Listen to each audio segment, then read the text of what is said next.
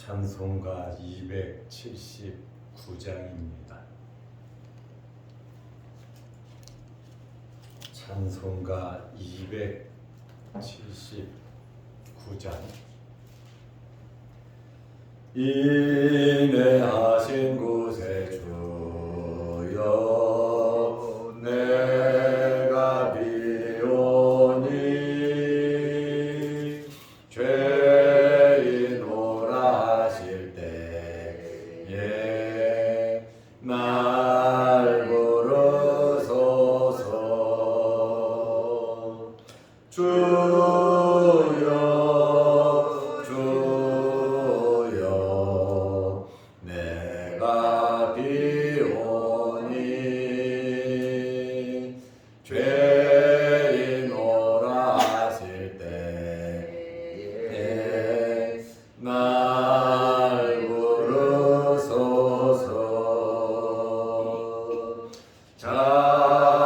자비하신 보좌 앞에 꿇어 엎드려 자복하고 회개하니 믿음 주소서.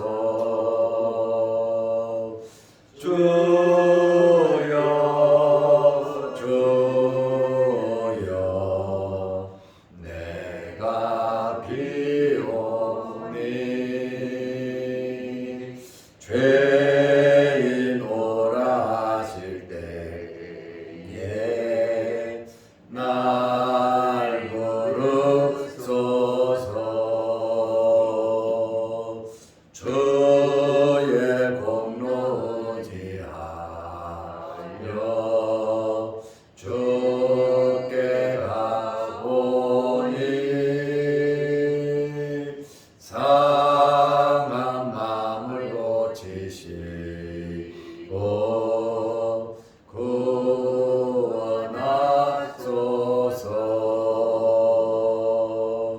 주여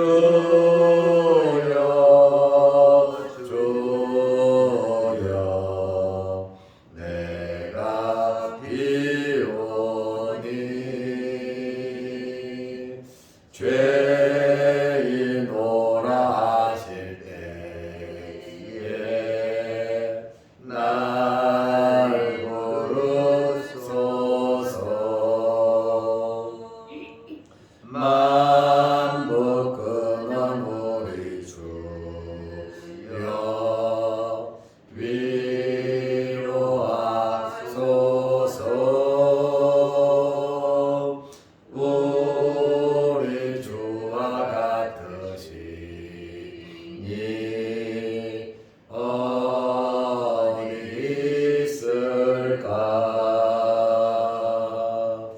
주여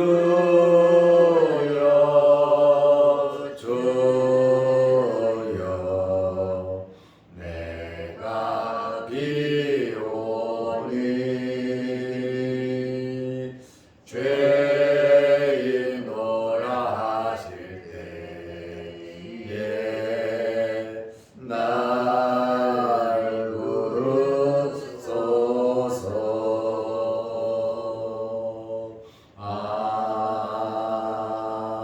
아멘.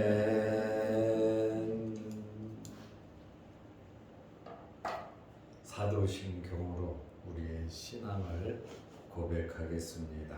전능하사 천지를 만드신 하나님 아버지를 내가 믿사오며 그 외아들 우리 주 예수 그리스도를 믿사오니 이는 성령으로 잉태하사 동정녀 마리아에게 나시고 본디오 빌라도에게 고난을 받으사 십자가에 못 박혀 죽으시고 장사한 지 사흘 만에 죽은 자 가운데서 다시 살아나시며 하늘에 오르사 전능하신 하나님 우편에 앉아 계시다가 저리로서 산 자와 죽은 자를 심판하러 오시리라.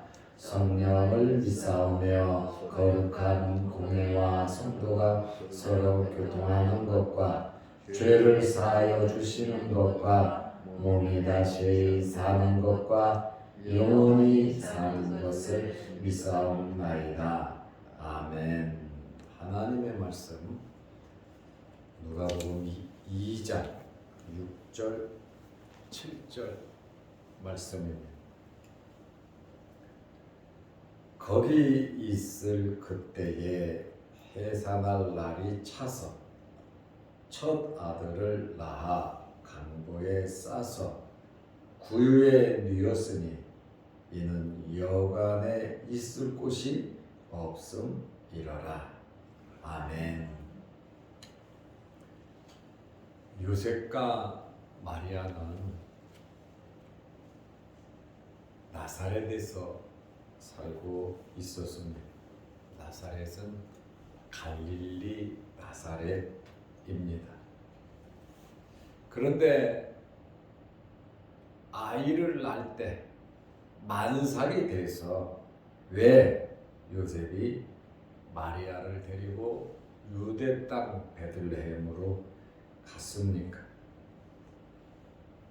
요셉과 마리아가 유대 땅 베들레헴으로 간 이유는 누가복음 2장 1절 말씀에 보면 그때의 때를 말하고 있죠.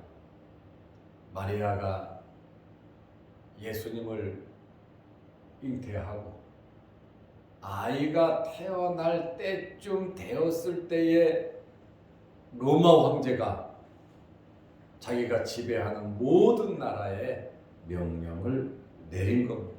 황제의 명은 거역할 수가 없었습니다.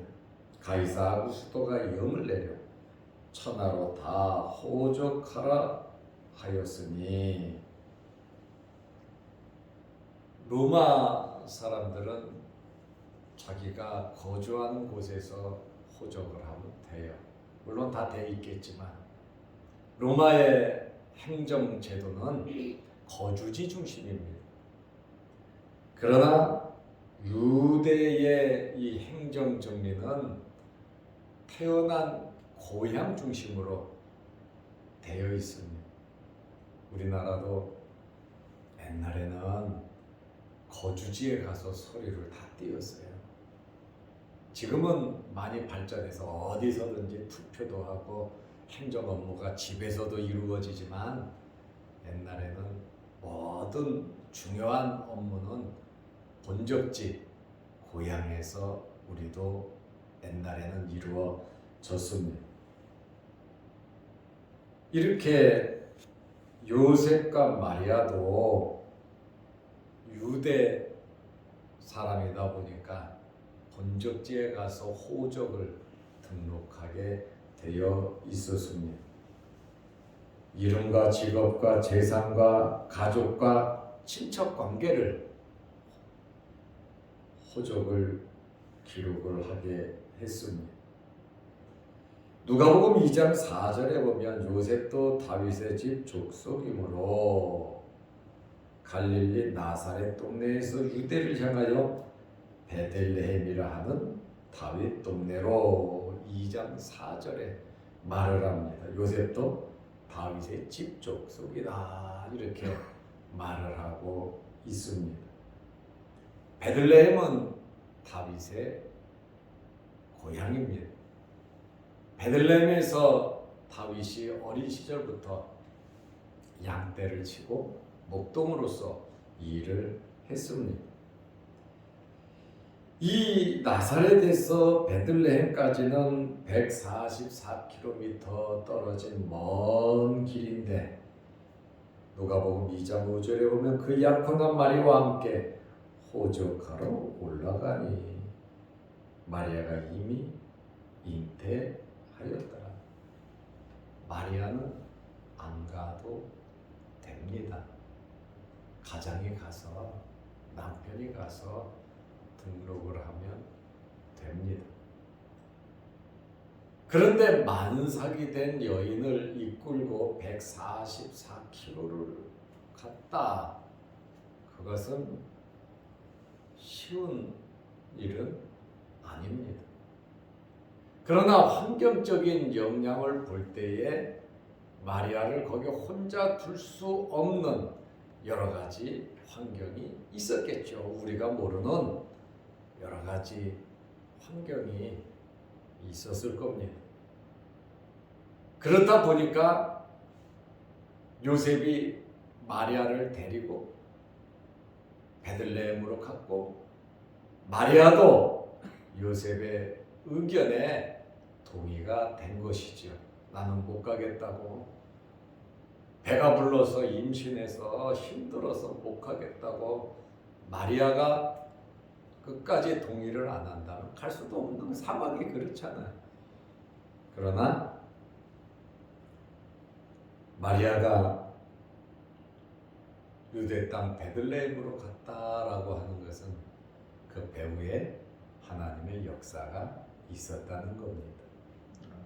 또 혼자 머물러 둘 수 없는 그러한 환경도, 그러한 환경을 하나님께서 이미 만들어 놓으셨고, 그리고 그때에 누가복음 2장 1절에 그때에 가이사 아우구스토가 영을 내렸다, 그때에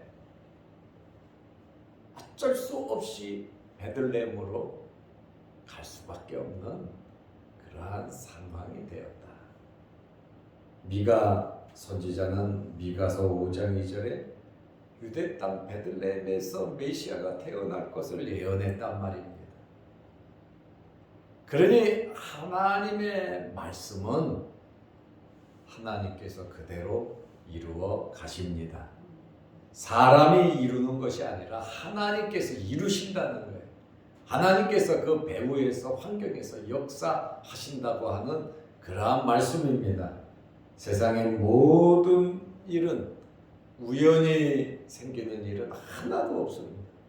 하나님께서 모든 것을 다 알고 계시고 하나님께서 배후에서 역사하시기 때문에 크고 작은 일이 우리에게 생겼을 때 낭망하거나 실망하지 말고, 지금 큰 일, 그거 어려운 일, 그것만 바라보지 말고 위에 계신 하나님을 바라보시기를 바랍니다. 이것이 믿음이고 이것이 우리의 신앙이고 하나님의 주권을 우리가 믿는 겁니다. 생사화복과 흥망성쇠를 주장하시는 분, 바로 우리 하나님 아버지시다, 그 말씀입니다. 그래서 3절에 보면 모든 사람이 호적하러 각각 고향으로 돌아가매, 모든 사람이 갔다. 이것은 안 갈 수가 없어요. 왜냐하면 로마 황제의 명령이기 때문에 그렇단 말이죠. 이스라엘 사람들은 하나님의 말씀은 그렇게 불순종하고 하나님의 말은 듣지 않으면서도 이러한 세상의 권력, 로마 황제의 이러한 명령이 떨어지니까 그것은 아주 잘 지키더라, 그 말이에요. 왜? 당장 내 눈앞에 피해가 오고 불이익이 오기 때문에 그렇습니다. 우리는 물론 국법도 지켜야 되지만 국법 위에 있는 하나님의 법, 하나님의 말씀을 우리는 순종하고 지켜야 하는 것입니다. 모든 사람이 호적하러 각각 고향으로 돌아갔다. 모든 사람이라 이렇게 표현을 하고 있잖아요. 로마 황제의 이 명령은 굉장히 준엄했다라고 하는 그러한 말씀입니다. 이제 오늘 읽은 본문 말씀 누가복음 2장 6절에 보면 거기 있을 그때에, 지금 때를 말하고 있잖아요. 거기 있을 그때에, 유대 땅 베들레헴에 있을 때 아마 요셉은 빨리 일을 처리하고 빨리 나사렛으로 돌아가려고, 집으로 가려고 했을 겁니다. 그러나 아이가 태어나는 것은 우리는 아무도 언제 태어날는지 날짜를 우리가 지정할 수가 없잖아요. 그래서 아이가 태어나는 이것을 우리가 지정할 수 없는 것처럼 예수님의 재림 날짜도 우리가 알 수 없는 것입니다. 그것에 대한 말씀을 예수님도 하셨죠. 거기 있을 그때에, 누가복음 2장 1절에도 그때에 또 마리아와 요셉이 유대 땅 베들레헴 거기 있을 그때에 하나님께서 이렇게 하나님의 시간을 만들어 가신다는 거예요. 이 그때가 하나님의 말씀을 이루는 때고, 이 그때가 하나님께서 우리를 위해서 역사하시는 때임을 알고 우리에게 주어진 시간 속에서 하나님의 따스한 그 섭리를, 하나님의 뜻을 발견하시기를 바랍니다. 아멘. 유대 베들레헴에 있을 때 해산할 날이 찼다 이렇게 말을 하고 있습니다. 빨리 왔다가 빨리 집에 가려고 하는데 이 모든 일이 뜻대로 마음대로 되지 않는 것을 우리가 알 수 있습니다. 일부러 요셉이 말씀을 이루려고 베들레헴에 온 것은 아니잖아요. 원치 않지만 왔다는 것이지요. 원치는 않고 위급한 상황이지만 그 배후에서는 하나님의 뜨거운 역사가 나타났다라고 하는 그러한 말씀에 우리는 절대로 혼자 있는 것이 아닙니다. 주님께서 함께 하십니다. 어디서 무엇을 하든지 하나님께서 함께 하심으로 염려 걱정할 것이 아니라 믿음으로 우리는 강하고 담대하게 모든 일을 여유롭게 처리해 가야 하는 것입니다. 마리아가 성령으로 기적적으로 임신을 했지만 태어나는 것도 자라는 것도 정상적으로 사람과 똑같이 성장했다는 것입니다. 예수님께서는 우리와 성정이 똑같은 사람이시고 인성을 가지고 계신 분이십니다.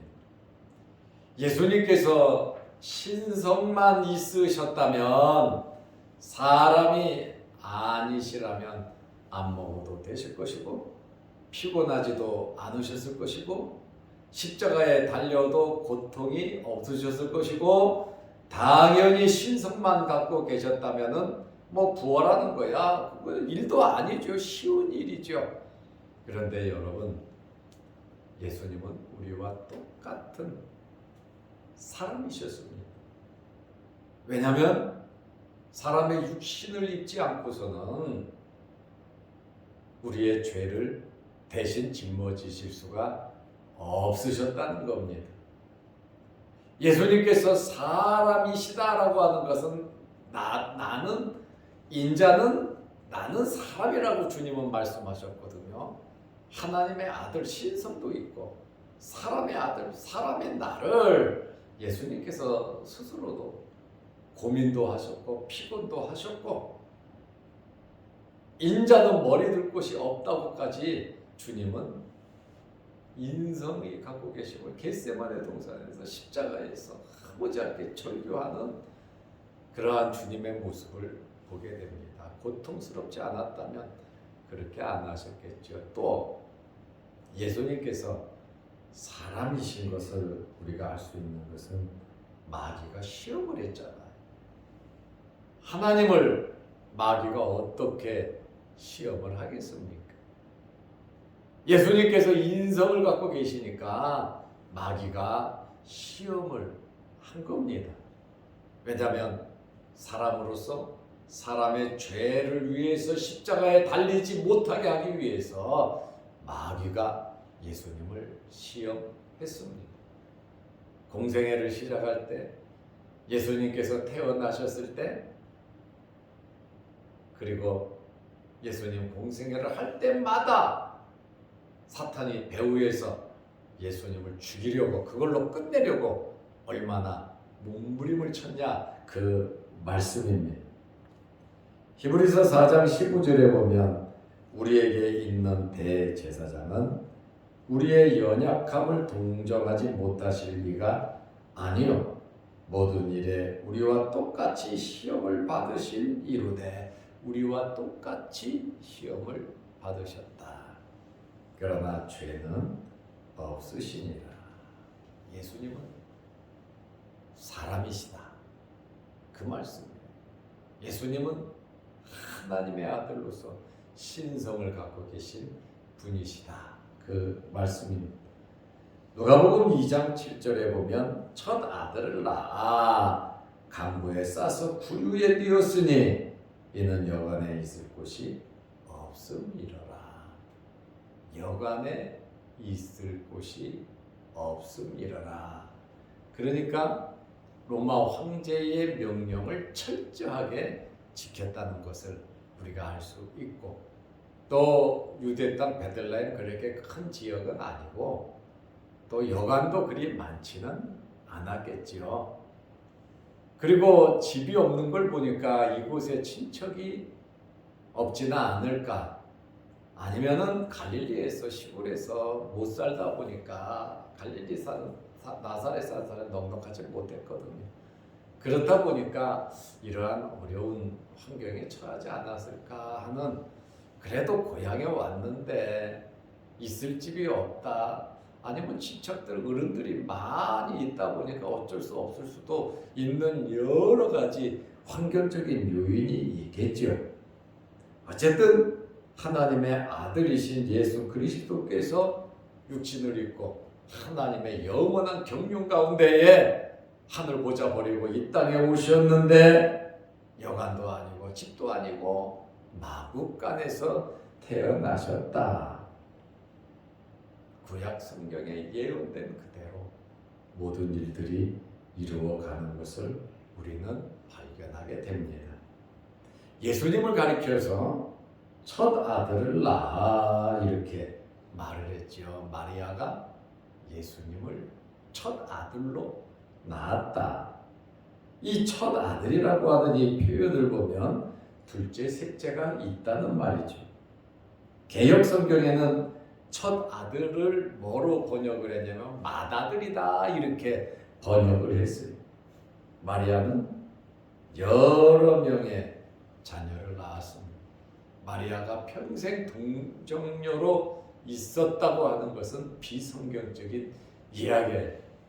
예수님의 동생들이 마태복음 13장 55절에 보면 예수님을 가리켜서 뭐라고 말합니까? 나사렛 사람들이 말합니다. 이는 목수의 아들이 아니냐. 목수의 아들이 아니냐. 그 어머니는 말이야, 그 형제들은 야고보, 요셉, 시몬, 유다라 하지 않느냐. 그리고 56절에 보면 그 누이들은 여동생도 한두 명, 한 명은 아니고 누이들은, 그러니까 그 누이들은 다 우리와 함께 있지 않느냐 하면서 예수님 밑에 여러 명의 동생이 있음을 나사렛 사람들이 이야기를 하고 있어요. 그런데 다른 어떤 데서는 뭐라고 말하냐면 마리아는 평생 동정녀로 있었고 그 가정에 아이들을 집에 데려와서 살았다, 낳은 것이 아니다, 이렇게 말을 하는 사람들이 있습니다. 그러나 그것은 성경을 잘못 해석하고 있는, 입양을 어려운 집에서, 목수집에서 대소명식 입양한다는 것은 이거는 설명이 되지 않는 그러한 이야기입니다. 그리고 첫 아들을 낳아 강보에 싸서 구유에 뉘었으니, 이 강보라고 하는 것은 근동 지역, 이 중동 이 지역에 팔레스타인 이 지역에서 어린 아이를 쌌던 천을 강보라고 말을 합니다. 크기는 폭이 22cm, 길이가 285cm, 2m, 3m 가까이 돼. 아이를 똘똘똘똘 붕대처럼 말지요. 그런데 이 박물관에서 이 강보를 보니까 그 강보에다가 히브리어 글자들이 써 있는데 아이를 축복하는 그러한 글들이 그 강보에 쓰여 있었어요. 그래서 아이가 태어나면 이렇게 복받고 하나님의 은총 가운데 잘 자라라는 그 바람을 적은 그 강보로 이렇게 싼다고 그러한 그 박물관에 있는 것을 보았는데, 이렇게 강보는 어린 아이를 싼 큰 넓은 붕대 정도로 붕대는 좀 풍성한데 아주 천으로 잘 짜서 이렇게 강보를 만들었어요. 그리고 구유에 뉘었어요. 싸서 구유에 뉘었으니 이는 여간이 있을 곳이 없음이로다. 세상에 하나님의 아들이 와서 말구육간에서 태어나고 또 여간이 없이 집에서 이렇게 태어나지 못한 이러한 말씀을 보게 됩니다. 구유라고 하는 이 말은 파트네라는 헬라어인데 누가복음에 4번 나와요. 말 밥그릇입니다. 가축에게 음식을 담아주는 그러한 그릇입니다. 예수님은 마구간에서 태어나 메시아이신 예수님께서 이렇게 동방박사들은 왕궁에서 태어날 줄 알고 왕궁으로 찾아갔잖아요. 그러나 예수님께서는 유대 땅 베들레헴에 이 비천하신 신분으로 낮아지신 신분으로 이렇게 오셨습니다. 예수님께서는 인자는 머리에 둘 것이 없다 이렇게 말씀하신 것처럼 우리 예수님께서는 하나님의 영원한 경륜 가운데에 육신을 입고 이 땅에 오셨습니다. 하나님의 정해진 때를 맞춰서 성경 말씀에 예언된 대로 예수님께서 이 땅에 오신 것을 우리가 알 수 있습니다. 세상에 이런 우연이 되는 것은 없습니다. 하나님의 계획과 뜻 가운데 이루어지는 것입니다. 그러므로 어떤 환경에서든지 낙망하거나 실망하지 말고 힘을 내시기 바랍니다. 성령께서 역사하시고 하나님께서 함께 하시니까 올 2023년도도 하나님 말씀 붙잡고 하나님의 나라가 이루어질 수 있도록 하나님의 뜻이 우리와 우리 가정과 우리의 생업과 우리 교회와 우리 주변에서 이루어질 수 있도록 믿음으로 하나님의 역사, 하나님의 주권을 인정하시기를 바랍니다. 기도하겠습니다. 하나님 아버지 예수님의 탄생을 우리가 말씀을 통해서 살펴보았습니다. 말씀에 예언된 대로 이루어지도록 하나님께서 그 배후의 환경을 역사하신 것을 우리가 잘 압니다. 크고자 하는 환경 속에서 하나님의 말씀대로 모든 행사를 여호와께 맡길 수 있는 저희들 되게 하옵소서. 하나님께서 일하시고 하나님께서 역사하심을 바라보며 우리에게 주신 은혜대로 성령의 감동대로 열심히 살아가게 하옵소서. 우리 가정을 잘 지키게 하시고 우리 자신의 마음을 잘 지키게 하시고 교회를 지키며 또한 우리의 생업, 산업의 일터에서 산업 현장에서 열심히 살아가게 하옵소서. 오늘도 이 새벽에 예배드리며 기도합니다. 하늘문 열리게 하시고 응답하여 주옵소서. 영상 유튜브를 보면서 함께 은혜를 나누는 성도들에게도 성령께서 충만함으로 말씀의 은혜가 넘치게 하옵소서. 예수님의 이름으로 기도드리옵나이다. 아멘. 하늘에 계신 우리 아버지여, 이름이 거룩히 여김을 받으시오며 나라의 마옵시며 뜻이 하늘에서 이룬 것 같이 땅에서도 이루어지이다. 오늘날 우리에게 일용할 양식을 주옵시고 우리가 우리에게 죄 지은 자를 사하여 준 것 같이 우리 죄를 사하여 주옵시고 우리를 시험에 들게 하지 마옵시고 다만 악에서 구하옵소서. 대개 나라와 권세와 영광이 아버지께 영원히 싸움나이다. 아멘. 자유롭게 기도하시기 바랍니다.